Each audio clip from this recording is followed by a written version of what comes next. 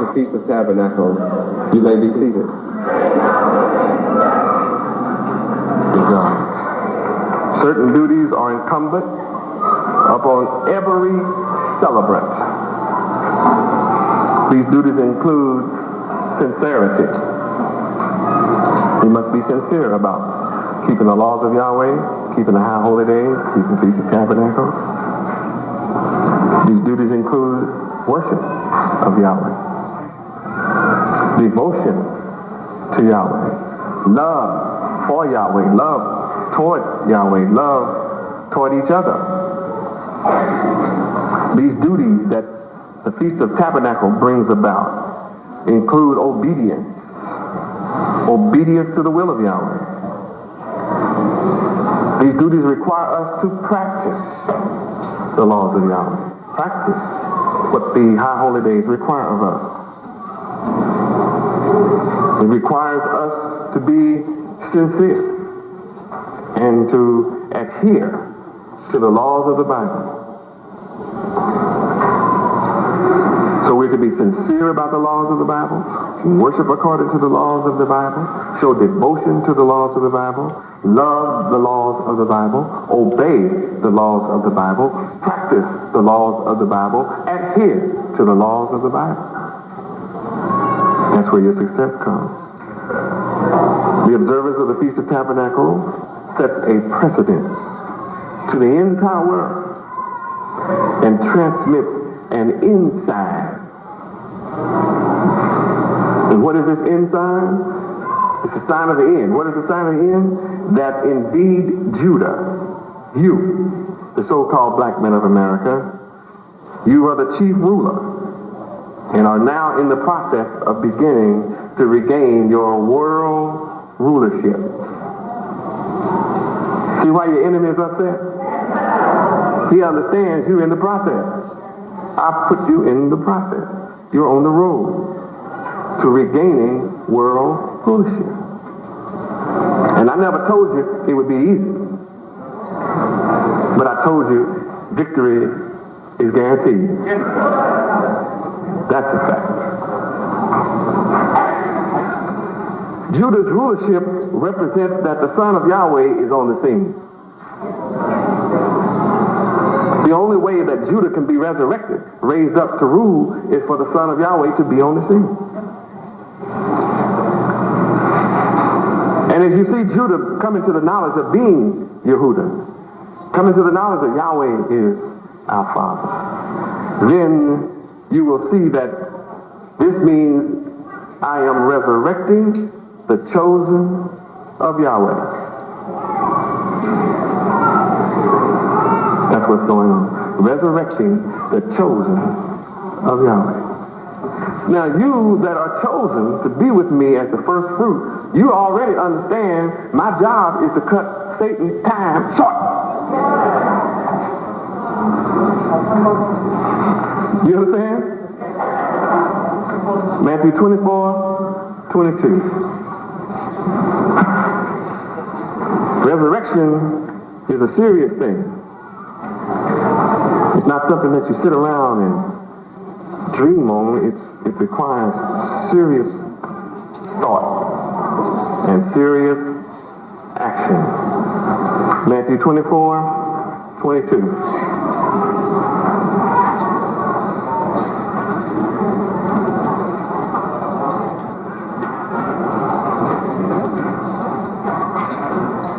Verse 21.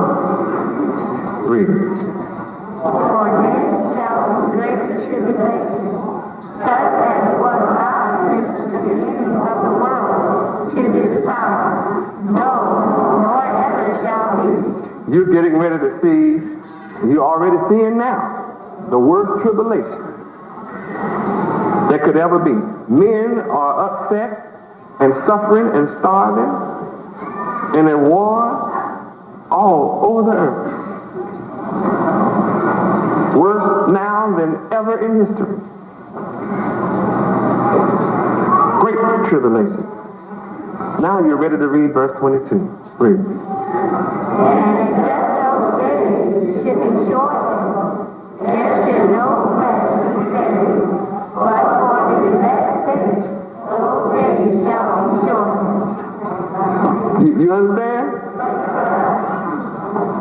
It is for the elect's sake. What's the elect? Chosen.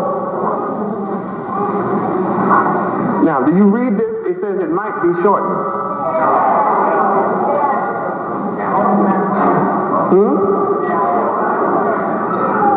Romans 9:28.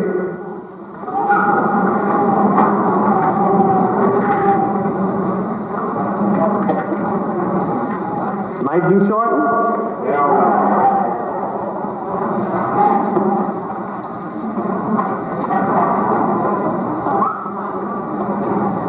I'm not here to draw this thing out. Read.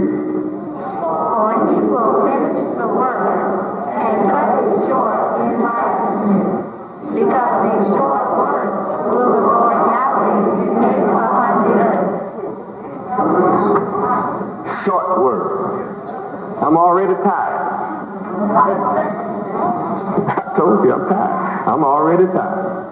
What is tired means that I'm ready to cut it short. I'm not going to let you all wear me out. I'm not going to let the people stay out there pretending they don't know my name. And wear me out. Yahweh is about to bring something serious up on this earth. You're not going to have a choice about this thing. You can't even be neutral. If you don't choose Yahweh, they are going to get you. Yeah. You don't understand? They are going to get you. If you don't, all who don't choose Yahweh, they're going to get. Those who fight on the side of Yahweh will be spared. That's the way it is. I'm here to cut it short in righteousness. I'm making a short work upon the earth. Short. You know what short means? I've been teaching long enough. But black folk gonna pretend they haven't gotten my messages? They're gonna pretend they haven't gotten literature? We walked all over America in 84 and 85. Yes, we did. We walked every one of your cities. And we knocked on doors and some of you didn't hear. We still knocked. We went through every kind of neighborhood. The ghetto, the drug neighborhood, the rich neighborhood, the middle class neighborhood. We knocked on everybody's door. If you weren't home, you should have been home. We still knocked. We went everywhere and announced Yahweh is God. We sold the yellow book all over America. You are not a nigger. We walked. Yes, we did. How many remember when we walked through your city? See, a lot of folk in here remember. Look around. Remember, we walked. So you are here, you listen. The rest still heard it. They got the book and the tape. And got articles weekly. How many of you remember articles being passed in your city? Do you remember? Yeah, but they know too. They just being hard-headed, stiff-necked, rebellious. Right? I taught our history to our people all over America. Our history, our culture, our language, our name. Taught us about our land, our God, our place of civilization, why we catching hell, why we on the bottom of civilization. I taught us in articles every week how you get away from the devil, how you get up, how you overcome, how you move from poverty. I've taught this. I didn't just start today. It just seemed like it's a new subject.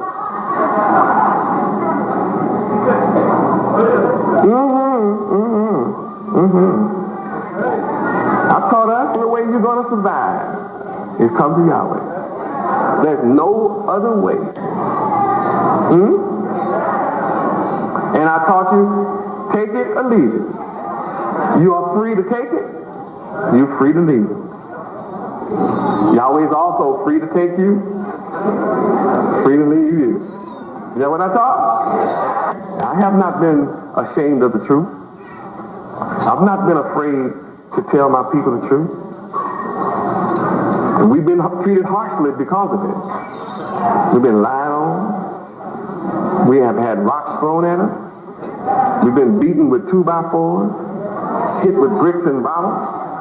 Had literature burned up in our face, balled up in our face. We've been kicked. People have pulled out machetes and tried to cut our arms and stuff off. They stick their dogs on us. Oh yeah, they have cursed us out. Tried to run us over with their cars. Yeah, we've gone through all of that.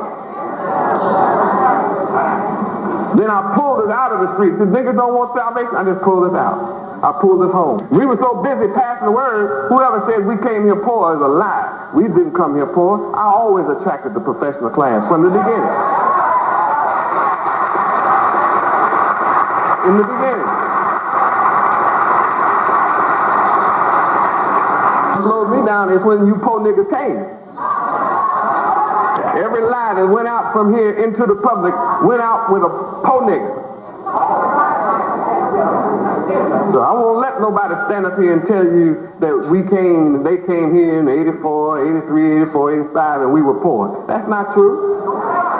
All of my followers were living in fine homes and driving fine cars and had the best of jobs. Every single one of them came to me like that. That's the only kind of people I came to. That's who was attracted to me.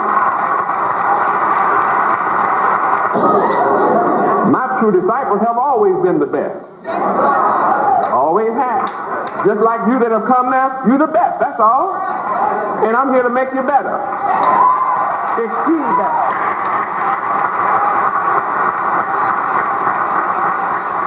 The tabernacle requires all nations to travel to the place where Yahweh chooses to place his name.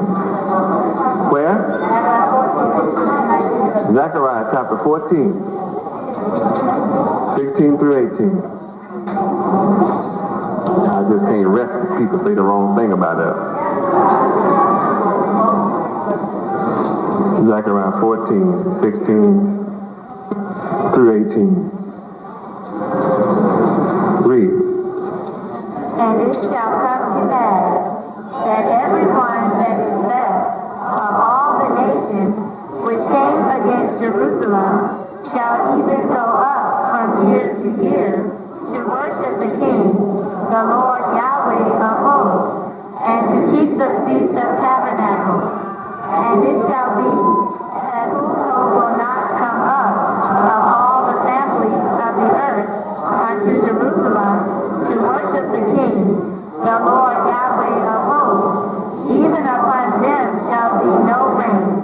And if the family of Egypt go not up and come not, that have no rain, there shall be the plague wherewith the Lord Yahweh will smite the heathen that come not up to keep the Feast of Tabernacles. Verse 19. Read. The punishment of Egypt and the punishment of all nations that come not up to keep the Feast of Tabernacles. And all those nations that have fought against us are being gathered in the valley of Jehoshaphat for the war of Armageddon. And read verse 12 and see what's going to happen to them. Read. And it shall be the plague wherewith the Lord Yahweh will smite all the people that have fought against Jerusalem. Their flesh shall consume away while they stand upon their feet, and their eyes shall consume away in their holes, and their tongue shall consume away in their mouth.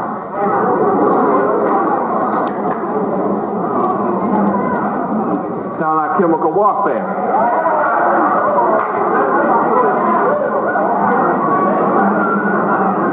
Saddam Hussein got plenty of it.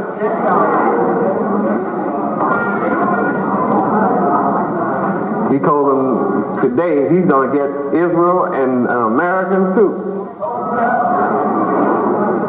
And they have strike teams. You can call them terrorists, you can call them whatever you want. They got them set. Hit devils all over there.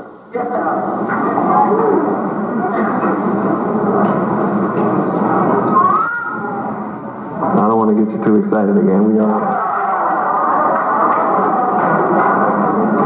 The place where Yahweh chooses to place his name is in reality the tabernacle of Yahweh, in which we are all to be gathered.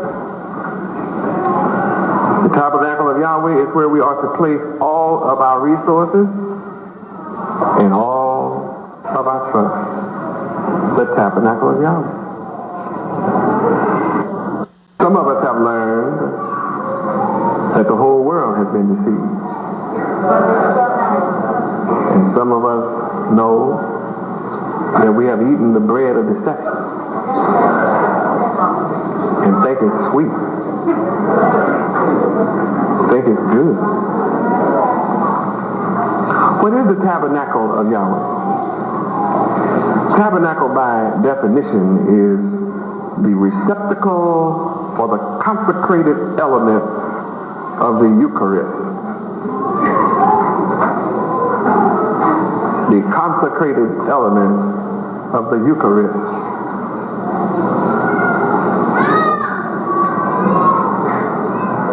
How many have never heard about Eucharist? It's spelled E-U-C-H-A-R-I-S-T. Eucharist is spiritual communion of man with Yahweh. That's what Eucharist means. It means the spiritual communion of man with Yahweh. So tabernacle, I repeat, by definition is the receptacle for the consecrated element of the Eucharist. That makes the tabernacle of Yahweh something special. The tabernacle of Yahweh is therefore the repository which contains the elements for communion and communication with Yahweh. Communication is the act of imparting and obtaining ideas and thoughts between beings. Yahweh is the supreme being, and all of you are beings. So communicating with Yahweh, communing with Yahweh means the obtaining of ideas and thoughts between the two of you. He doesn't need your thoughts. Yahweh doesn't need your idea. It doesn't mean you can go in and exchange your ideas. Yours are already corrupt. No, it doesn't mean that. It means you need some new ideas. And you need some new thoughts. How many know you need new thoughts and new ideas? Yes. You get all of that from Yahweh.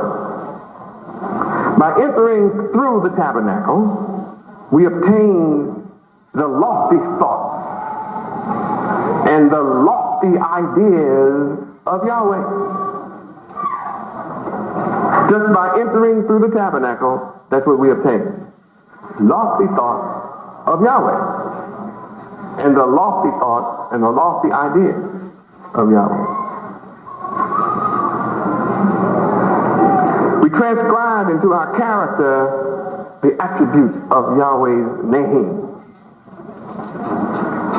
It becomes impossible to transcribe the attributes of Yahweh's name into your character when you are without the knowledge of Yahweh's name.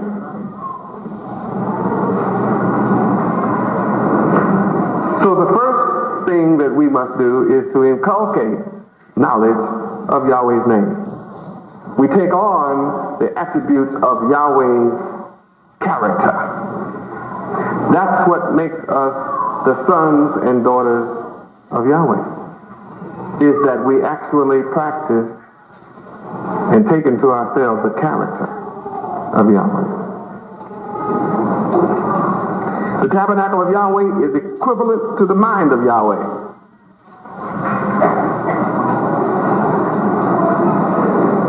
Feast of Tabernacles teaches us how to feast upon the tabernacle.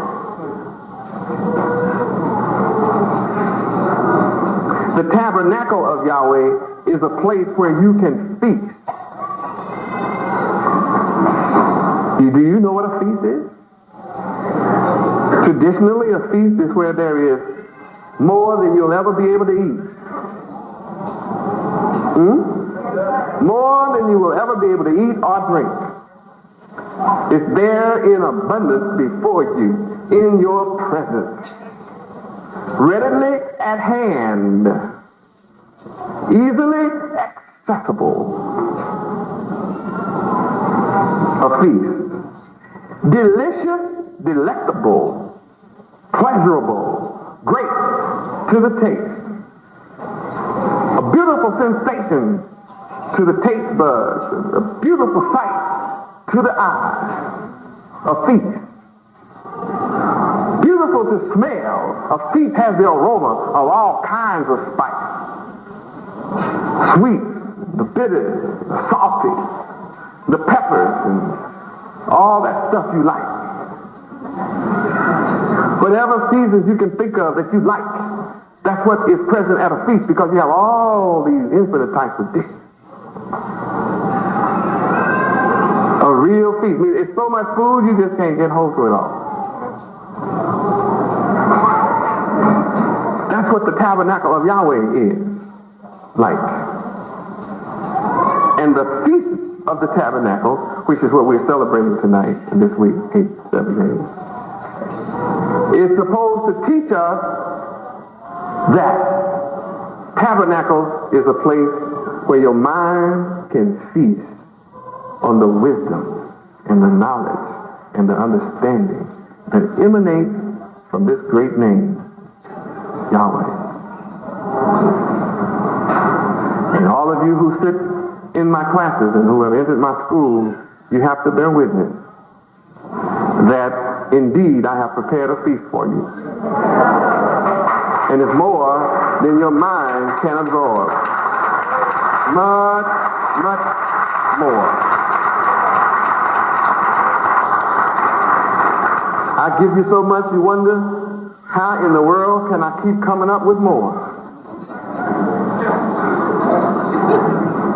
And lo and behold, you come in my presence again, and I have a new feast for you, a new dish of wisdom. It does. It's sweet to your stomach. It causes a rejoicing to your soul. You that love the word and the wisdom of Yahweh, then when I reveal scriptures to you, it just rejoices your heart. It just makes you happy inside. You say, I can't wait till I get back to feast again.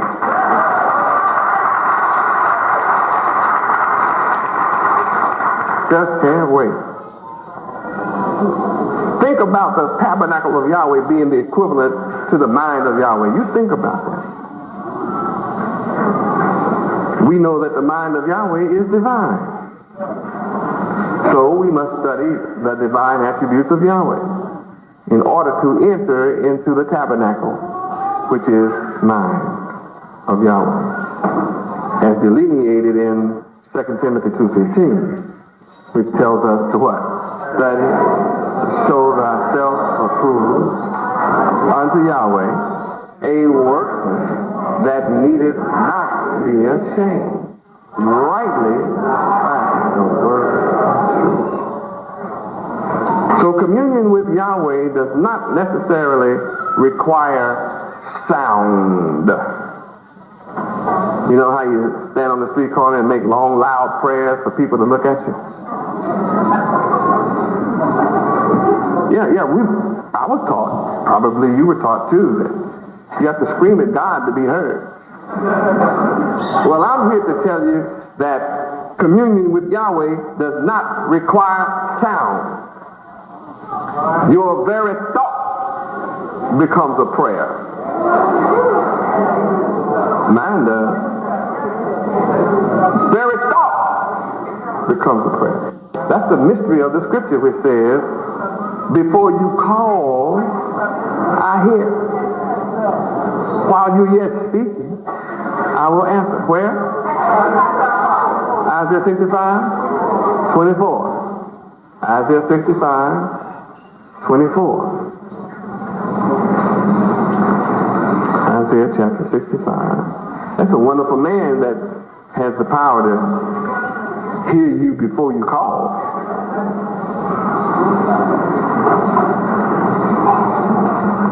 This is coming to pass in your presence. Yahweh is a mighty one, mighty man. Isaiah 65:24. Read. And it shall come to pass that before they call, I will answer, and while they are yet speaking, I will hear. That means Yahweh is already tuned in. He has to be close at hand to do that. See, Yahweh is not a God that is afar off. Jeremiah 23:23, Jeremiah. Read. Am I a God at hand, saith the Lord Yahweh, and not a God afar off? That means Yahweh is closer to you than you ever dreamed.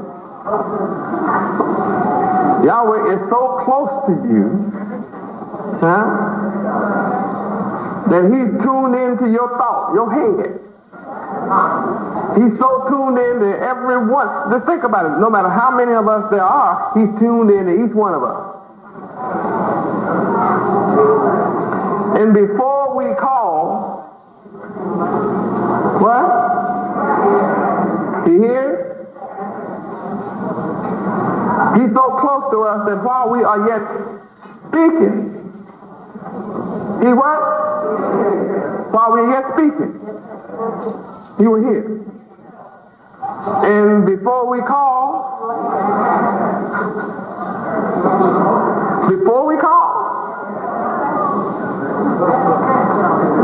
that means before you utter a sound, the answer is on the way.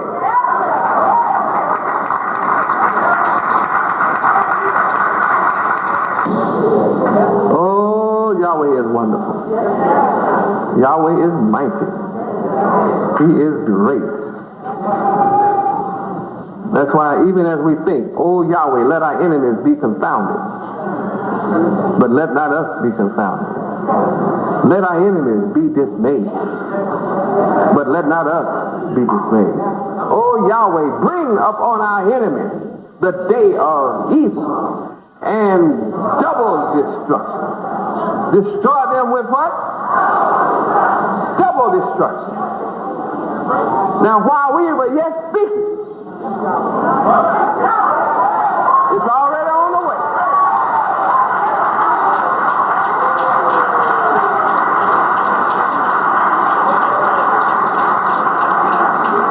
All we have to do is accept that.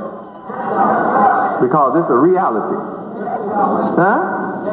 It's not going to be real, it's reality. So how many understand now Yahweh does not require signs? Isn't it a shame the way we've been tricked? It's a blessing tonight just to find out that talking to Yahweh, communicating with Yahweh does not require sound. What a blessing to find that out. In order to communicate with Yahweh, you must be at one with him. We must be purified and become at one with Yahweh before we can qualify to enter into any kind of harmonious relationship with Yahweh. The Feast of Tabernacles is thus held at the end and after Day of Atonement.